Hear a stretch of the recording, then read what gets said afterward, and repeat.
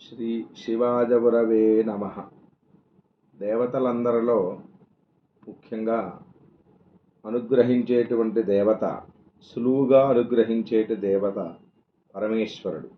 ఆ పరమేశ్వరుడు యొక్క ప్రీతి కోసం బిల్లవాష్టకాన్ని ఎవరైతే పఠిస్తారో వారందరికీ కూడా సమస్తమైనటువంటి పాప పరిహారములయ్యి సమస్తమైనటువంటి ఐశ్వర్యములు కలుగుతాయి.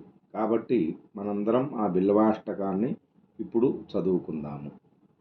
త్రిదళం త్రిగుణాకారం త్రినేత్రం చ త్రియాయుధం త్రిజన్మ పాప సంహారం ఏకబిల్వం శివార్పణం త్రిశాఖైః బిల్వపత్రైశ్చ అచ్ఛిద్రైః కోమలైః శుభైః శివపూజాం కరిష్యామి ఏకబిల్వం శివార్పణం దర్శనం బిల్వవృక్షస్య స్పర్శనం పాపనాశనం అఘోరపాపసంహారం ఏకబిల్వం శివార్పణం సాలగ్రామేషు విప్రేషు తటాకే వనకూపయోః యజ్ఞకోటిసహస్రాణాం